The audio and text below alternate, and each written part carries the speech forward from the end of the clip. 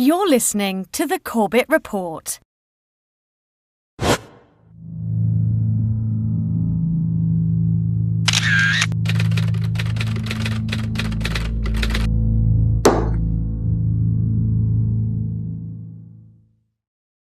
It took President Bush an extraordinary 441 days after 9/11 to establish a commission to investigate the events of September 11, 2001. And it was not just the case that Bush was slow in acting. He actively resisted any investigation for as long as he could, taking the extraordinary and unprecedented step of personally asking Senate Majority Leader Tom Daschle to limit Congress's investigation into those events. In the end, the commission was severely underfunded, severely rushed, and, as Commission Chairman Thomas Kean later admitted, "We think the commission in many ways was set up to fail." But the most unmistakable sign that Bush was only interested in appointing a cover-up commission to investigate the largest attack on U.S. soil in modern history was his initial choice for commission chairman. Today I'm pleased to announce my choice for commission chairman, Dr. Henry Kissinger.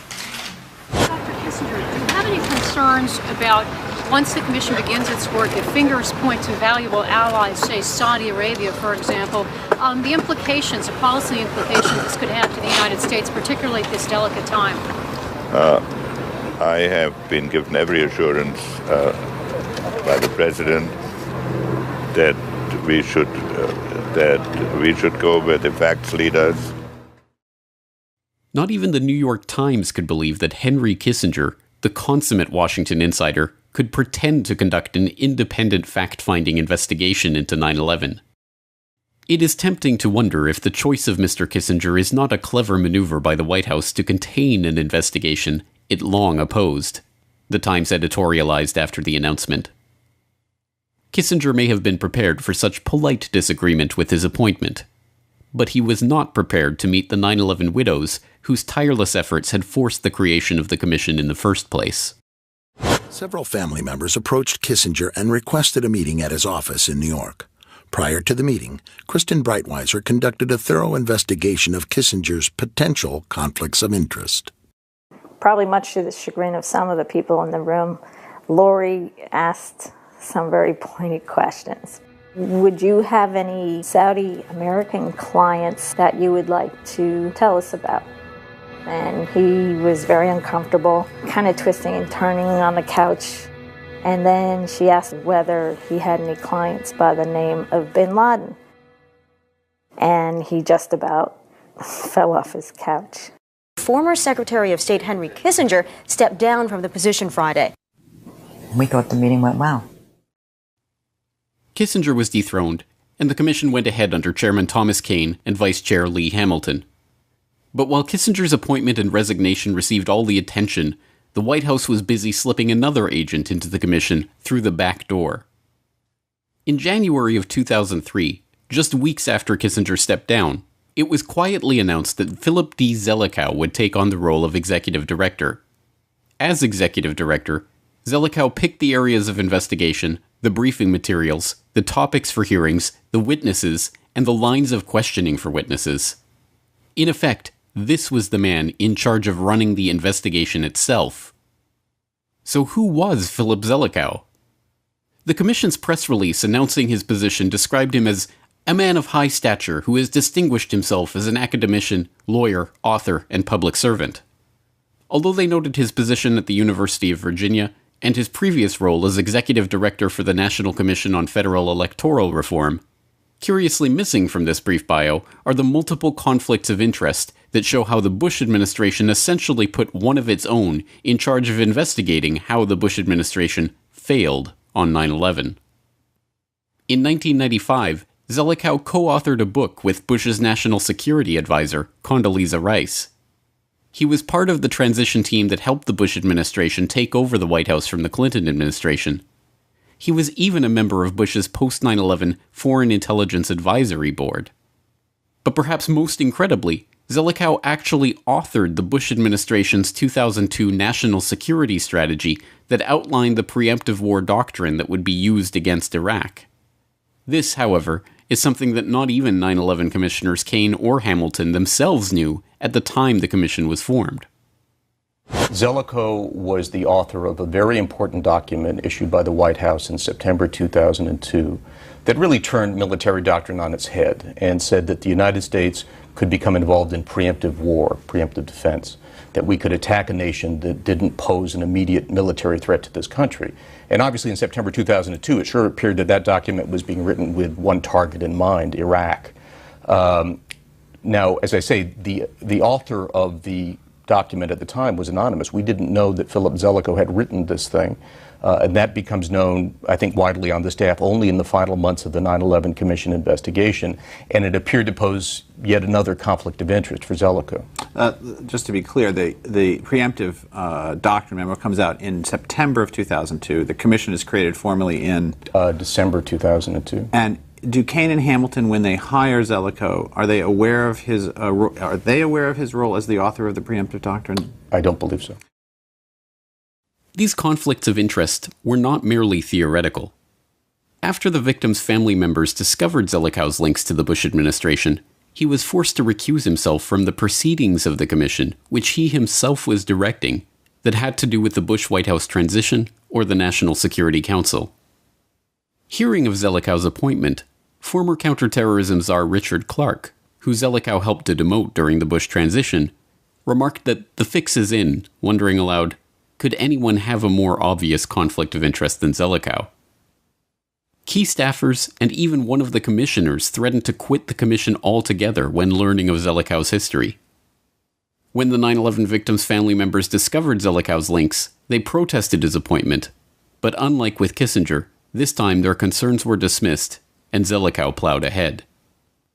As even Zelikow himself admits, his ties to the very figures he was supposedly investigating are a legitimate concern, and any real investigation of the 9/11 cover-up would begin with him. There's a whole welter of conspiracy theories about 9/11 floating around the internet, in video cassettes, and there's a whole cottage industry in this, which if you haven't read much about it, then you're a fortunate person. I get a lot of this.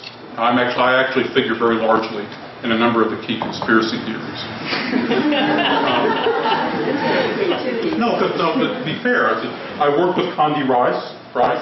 I worked with her in the administration of Bush 41. So I could be read as the plausible henchman executing the cover-up. And it's a legitimate concern, especially if I hadn't had 81 other staffers keeping their eagle eye on me. Conveniently left out of Zelikow's story about the 81 staffers keeping their eye on his decisions is that they were staffers who were hired by him and under his complete control. In fact, Zelikow took over the hiring of the commission staff and even stopped staffers from communicating directly with the commissioners themselves. In the first few months, the 9/11 commissioners themselves rarely even visited the commission because Zelikow denied them their own offices or the ability to hire their own staffers. The most remarkable example of Zelikow's dictatorial control came in March 2003, just 3 months after the Commission's 16-month investigation began. It was at that time, before the Commission had even convened a single hearing, that Zelikow, along with longtime associate and Commission consultant Ernest May, co-wrote a complete outline of the final report. Before the staff even had its first meeting, Zelikow had written, along with his former professor, Ernest May, a detailed outline of the Commission's report, complete, as Sheenan put it, with chapter headings, subheadings, and sub-subheadings. When Kane and Hamilton were later shown this outline, they worried that it would be seen as evidence that the report's outcome had been predetermined. So the three of them decided to keep it a secret from the rest of the staff. When the staff did finally learn about this outline a year later, they were alarmed. Some of them circulated a parody entitled The Warren Commission Report Preemptive Outline. One of its chapter headings read, "Single bullet, we haven't seen the evidence yet, but really, we're sure." The implication was that the crucial chapter in the Zelikow-May outline could have been headed Osama bin Laden and Al-Qaeda, We haven't seen the evidence yet, but really, we're sure. So what exactly did Zelikow do as executive director? He allowed information in the Commission's final report derived from illegal CIA torture sessions, despite not having access to the evidence of those sessions themselves, which were later illegally destroyed. This included the testimony of alleged 9/11 mastermind Khalid Sheikh Mohammed, who was waterboarded 183 times in a single month, whose children were kidnapped by the CIA, who was told that his children were going to be tortured with insects, and who eventually confessed to a whole series of plots, including bombing a bank that didn't exist at the time he was arrested. More than 1/4 of the footnotes in the final commission report source from this torture testimony, and as Zelikow himself admitted, quite a bit, if not most, of the commission's information on the 9/11 plot itself came from this testimony.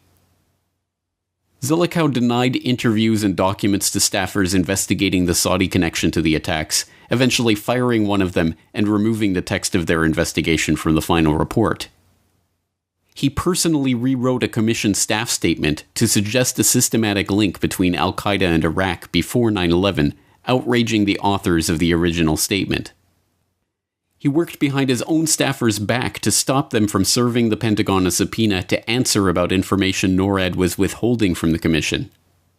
He sat on a proposal to open a criminal investigation into FAA and military officials who lied to the Commission for months, and then forwarded that proposal not to the Justice Department, who could have brought criminal charges, but to the Inspector General, who could not.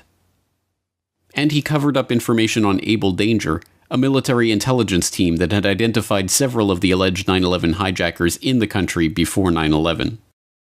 After the initial disclosure, Dr. Zelikow came to me at the end of the meeting, gave me his card and said, "What you said today is critically important, very important. Please come see me when we return to Washington, D.C."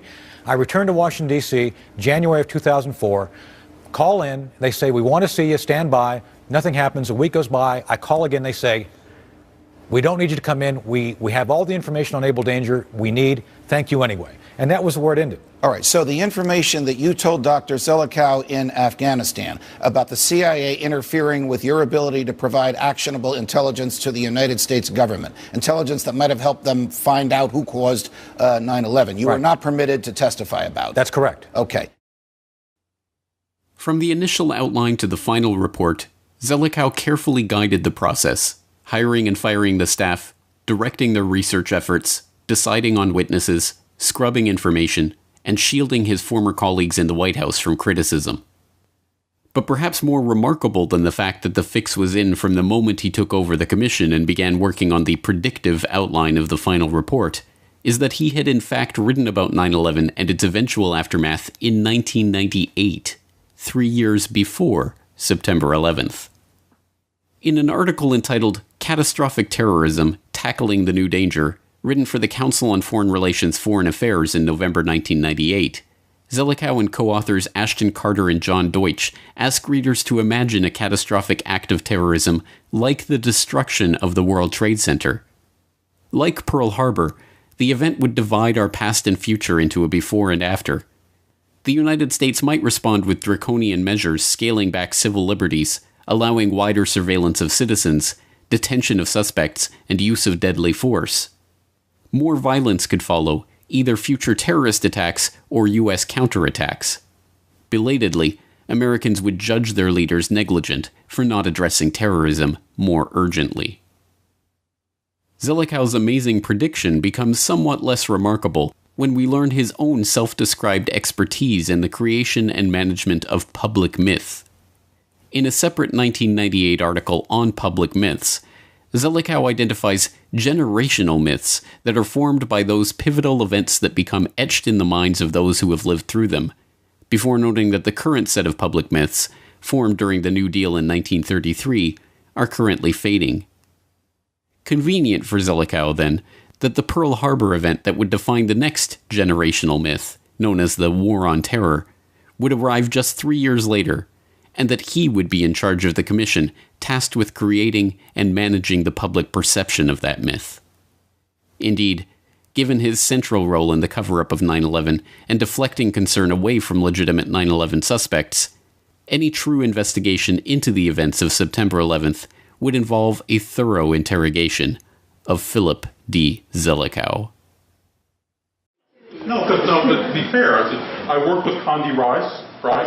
I worked with her in the administration of Bush 41. So, you know, I could be read as the plausible henchman executing the cover-up. And it's a legitimate concern. Everything we're getting back from the sampling that we're doing is below background levels. I can tell you that there was no credible intelligence at that time